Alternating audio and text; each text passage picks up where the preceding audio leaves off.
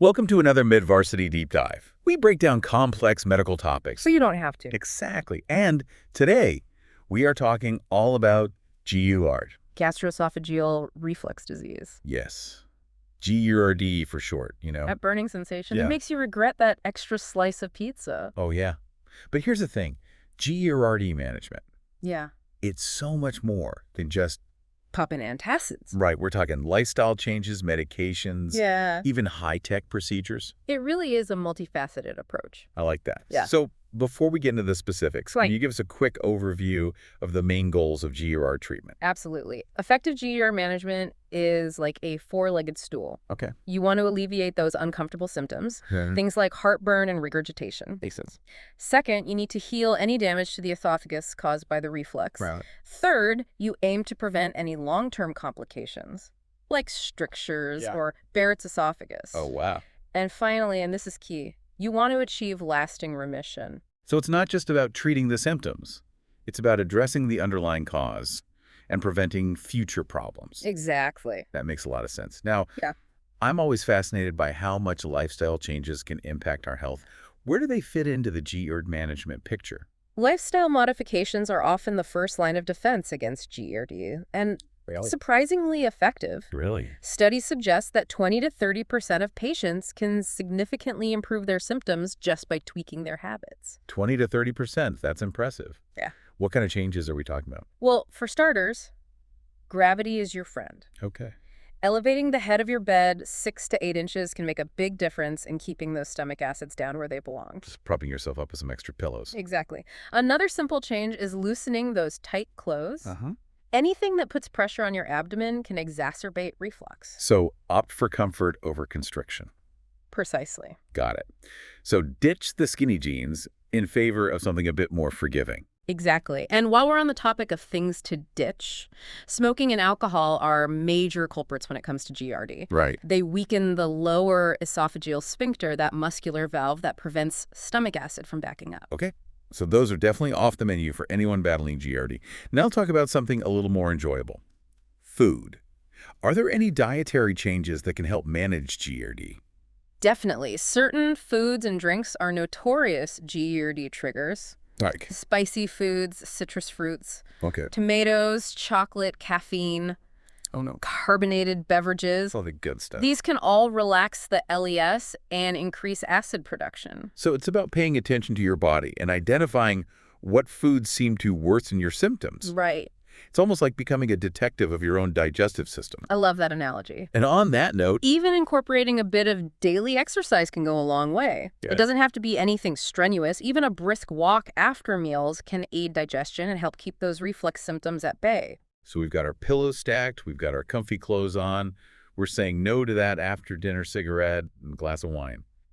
But what happens when lifestyle changes alone aren't enough to tame the GERD beast? That's where medications come in. Okay. And luckily, there's a whole arsenal of options, depending on the severity of your symptoms. Okay. So let's break down the GERD medicine cabinet. What are our options? We can think of it as a stepladder, Okay. starting with the simplest and moving up to the more potent medications. Okay. At the bottom rung, we have antacids. Uh-huh. They're readily available over the counter and work by neutralizing stomach acid. Okay. They're good for quick relief, but often short-lived. Got it. So antacids are like a temporary truce with your stomach. But what if you need something a bit more long-lasting? And that's where H2 blockers come in. Okay. They work by blocking a specific type of receptor involved in acid production, primarily at night. They're generally effective for mild cases of esophagitis, which is inflammation of the esophagus, but might not be sufficient for more severe cases. So H2 blockers are like putting a damper on the nighttime acid factory. Precisely. And then we move up to the big guns, proton pump inhibitors, or PPIs for short. Ah, yes, PPIs is the ones you often hear advertised. Yeah. But I've always wondered, how do they work? And why are they usually taken before meals? Great question. PPIs are the most potent acid blockers we have. Wow. They work by shutting down those proton pumps in the stomach lining that churn out acid, Okay. and they need to accumulate in that lining to work effectively, which is why taking them before your first meal of the day allows them to build up and do their job. So it's like setting up a roadblock before the acid production even begins. Exactly. And it's important to note that there are several different types of PPIs available. each with varying levels of efficacy and potential side effects. So it's not a one-size-fits-all approach, even within the PPI category. How do doctors decide which medication is the right starting point for each patient? That's where treatment algorithms come in. Doctors typically start with lifestyle changes and less potent medications, then gradually step up the treatment ladder if needed. It's about finding the most effective treatment while minimizing potential side effects. Right. And the good news is that the response rates are quite impressive. Okay. Around 20% of people see improvement with lifestyle changes alone, Wow. jumping to 50% with H2 blockers, 80% with a single dose of PPIs, and it can even reach 100% with a double dose of PPIs.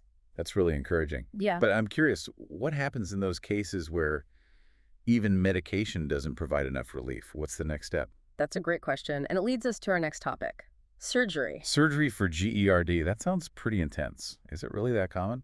It's not as common as you might think, but for about 20% of patients with progressive GERD, surgery can be a life-changing option. So it really highlights the fact that GERD can be a serious condition with significant consequences if left untreated. Okay, so let's talk surgery. What exactly does it involve? The goal of surgery for GERD is to strengthen that anti-reflux barrier, which helps prevent stomach acid from backing up into the esophagus. So it's about reinforcing that weak spot where the stomach meets the esophagus. Precisely. And this can often allow patients to reduce or even eliminate their reliance on medication. That sounds amazing. But I imagine it's not a decision to be taken lightly. Who is a good candidate for this type of procedure? You're right. Surgery isn't for everyone. Generally, good candidates are healthy individuals who hasn't found relief from medications, those who want to avoid long-term medication use, or those experiencing complications like regurgitation or aspiration. So it's about carefully weighing the benefits and risks. Exactly, and that's why a thorough pre-surgical evaluation is crucial. What does that evaluation look like? What kind of tests are involved? The tests usually include an endoscopy, which allows the doctor to visualize the inside of the esophagus and stomach. This helps to rule out any other issues, like ulcers or inflammation. So they're making sure there's nothing else going on that might be causing the symptoms. Exactly. They'll also do a barium esophagram, which is an X-ray that shows the esophagus in action as you swallow. So they can see how things are moving or not moving, as they should. Precisely. And to assess the muscle function of the esophagus, they'll perform an esophageal manometry. This test measures the pressure and coordination of the muscles as you swallow. Wow, they're really getting a comprehensive picture of what's happening in there. And one of the most important tests is 24-hour pH monitoring. This involves placing a small sensor in the esophagus to measure the amount of acid reflux you're experiencing throughout the day and night. So they're confirming the GERD diagnosis and seeing just how much acid is making its way up into the esophagus. It's all about gathering as much information as possible to make the best decision for the patient. They really do their homework before going under the knife. Mm-hmm. So once the decision for surgery has been made, what are the options? Traditionally, anti-reflux surgery was done through open surgery, which involved a large incision in the abdomen. However, over the years, there's been a significant shift towards minimally invasive laparoscopic techniques. Laparoscopic surgery. Yeah. That's the one with the tiny incisions, right? Yeah. Less pain, faster recovery. Exactly. And there are two main laparoscopic approaches for anti-reflux surgery: Nissen fundoplication and toupet fundoplication. Nissen and toupet. Those sound more like fancy French pastries than surgical procedures. Well, they do have a certain elegance to them. The Nissen fundoplication involves a 360-degree wrap of the top part of the stomach around the lower part of the esophagus. So they're basically creating a tighter seal to prevent acid from escaping. Precisely. Now, the toupet fundoplication is similar, but involves a 270-degree wrap, leaving a portion of the stomach unwrapped. Okay, so it's a slightly less intense wrap. Is there a reason to choose one over the other? The choice depends on several factors, including the severity of the GERD and the surgeon's preference. Both procedures have a high success rate, with over 90% of patients experiencing symptom relief and a reduced need for medication. That's incredible. So it's a pretty safe and effective option for those who need it. But are there any downsides or risks associated with these surgeries? While the benefits are significant, it's important to remember that surgery is never without risk. Some patients may experience difficulty swallowing solid food after the procedure, a condition known as dysphagia. So their new and improved anti-reflux barrier works a little too well. In a sense, yes. It can take some time for the body to adjust to the changes. Are there any other potential complications?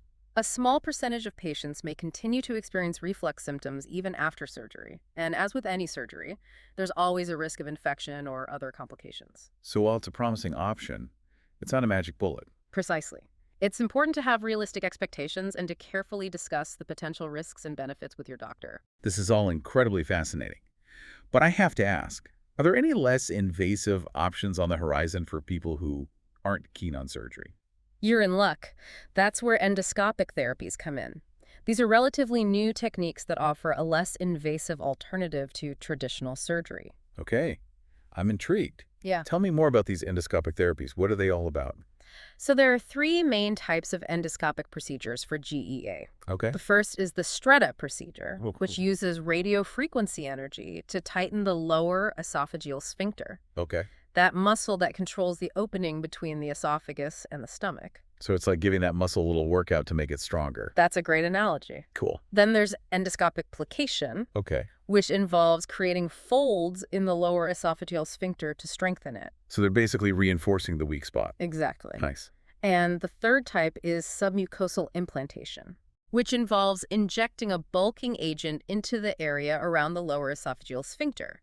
This helps to bulk up the area and prevent acid reflux. Wow. So it's like giving the sphincter a little extra padding. Exactly. And while these procedures are still being refined, they hold great promise for the future of GER treatment. They do. This is all so incredibly exciting. It's amazing to see how far GER treatment has come, from simple lifestyle changes to these cutting-edge procedures. It's a testament to the ongoing research and innovation in the field of gastroenterology. And speaking of innovation, let's talk about what the future holds for GER treatment. What can people expect to see on the horizon in terms of new therapies and approaches? Well, one area of active research is the development of even less invasive endoscopic techniques. So we're talking about procedures that are even gentler on the body, with faster recovery times. Exactly. Scientists are exploring new ways to tighten the lower esophageal sphincter without the need for incisions or implants. That sounds amazing. Are there any specific techniques they're working on? One promising approach involves using focused ultrasound energy to target and tighten the muscle tissue. So they're using sound waves to strengthen the sphincter. That's incredible.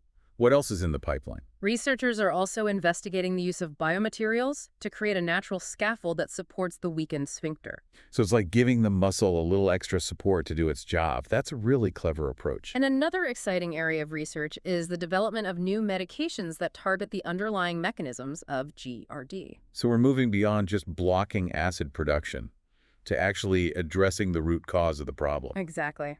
Scientists are studying the role of inflammation, nerve dysfunction, and even the gut microbiome in the development of GER. The gut microbiome. So the bacteria in our gut could be playing a role in GER. That's fascinating. It's an emerging area of research with a lot of potential.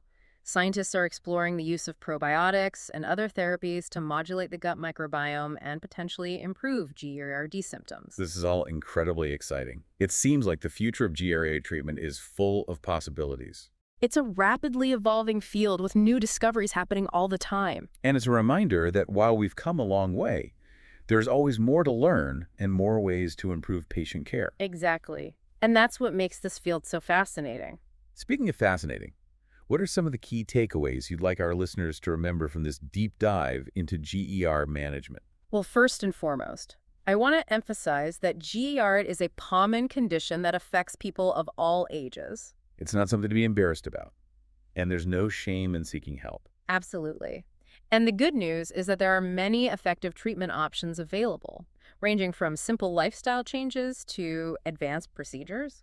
It's about finding what works best for you, and that often involves a collaborative approach between you and your doctor. Exactly. And it's important to remember that GERD is a chronic condition that often requires ongoing management. So it's not just about a quick fix, but about adopting long-term strategies to keep those symptoms under control.